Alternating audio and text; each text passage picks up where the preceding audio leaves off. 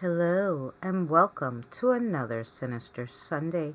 Today we're going to Surrency, Georgia, to find out a true and terrifying tale of what happened there before the town was even established.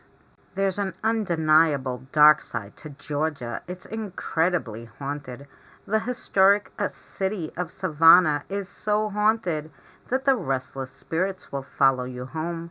Then there's Lake Lanier with the famous Blood Lady ghost and hundreds of tragic deaths over the years, while Atlanta has its own unsettling past. But they aren't the only disturbing places in the state. There's a small town called Surrency that's just as haunting. Its terrifying tale begins in the 1800s with the Surrency family. Before the town was established in 1904, the Surrency family owned a farm in the 1800s. Their property existed long before many folks had moved into the area and before any commercial buildings were constructed.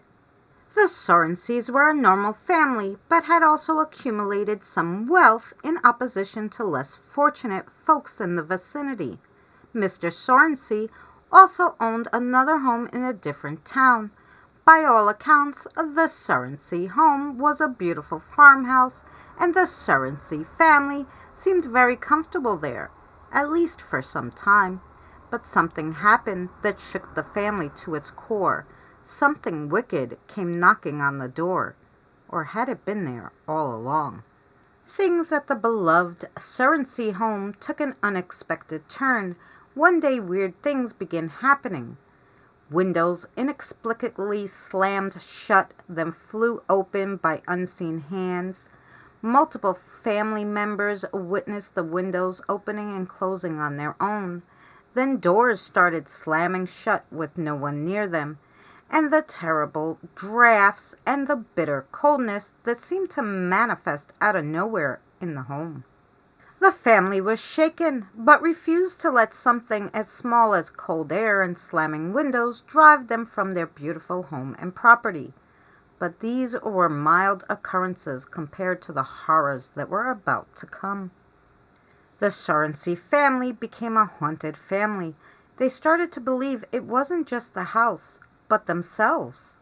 Objects flew off shelves, the old clock began to strike 13, and the hands spun wildly out of control whenever it did.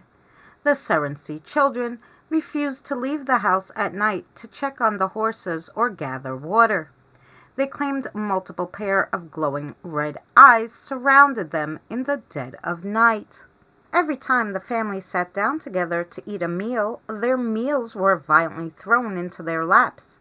It seemed that there were dozens of spirits haunting the home. Moreover, these spirits were dedicating to harassing the family, or perhaps it was just getting more powerful and angry as it went along. The family lost sleep and couldn't eat because of the constant torment. It was even said that the spirits would contort the silverware so that the family couldn't eat. At first, people thought they were making it up for attention. Yet numerous people paid witness to the family's bizarre haunting.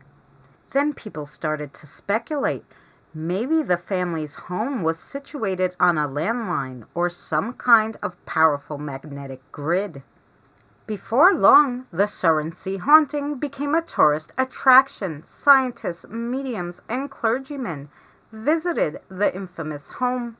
The locals believed Mr. Surrency was in a league with the devil, which seemed to explain the ghosts and the family's wealth. However, a visiting psychic medium believed the Surrency family had extrasensory abilities, to which the family did not recognize their abilities, which had angered the spirits. As time passed, the Surrency ghosts became more aggressive. They targeted the little girl, pulling her hair, twisting her sheets, ripping her out of bed, tormenting her all day and all night. She was exhausted. The girl became worn and frail. How could this family survive a haunting that robbed them of their meals, their sleep, their sanity? Finally, the Surrency family decided to move. The last straw happened when an andiron lifted itself from the fireplace and struck the Surrency boy. Then it floated back to the fireplace, leaving the boy bleeding and crying on the floor. Even after the Surrency family moved, they still experienced hauntings, but nothing as bad as what they endured on the farm. The farmhouse was abandoned for many years, but locals still visited it. Trains brought attracted ghost hunters to the abandoned property. Eventually, the haunted Surrency home burned down in 1925. Only a handful of old-timers are still around who actually saw the house. Fewer are alive today who actually witnessed the spooky manifestations before the structure went up in flames one early Sunday morning in 1925. Those who remember speak nostalgically of the town's infamous ghosts, pleased at the attention their community once received. Philip Dukes, who ran the local grocery store until his death in 1985, did not believe in ghosts, but in an interview with an Atlanta newspaper right before he passed, the elder Surrency, a native, said that he didn't doubt for a moment the velocity of accounts handed down from his grandmother. She used to spend a lot of nights in the house. Well, that's because she was Mrs. Surrency's sister. A lot of times, she would put her shoes under the bed at night, and then when she woke up the next morning, she'd find them in the hallway. It had happened so many times, she came to expect it every night.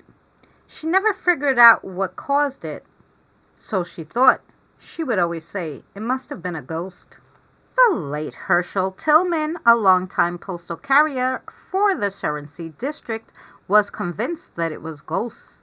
As a boy, he used to visit the house many times, but the stories that were passed down to him by his father, uncle, and other relatives convinced him that there was more to the Surrency ghosts than just talk.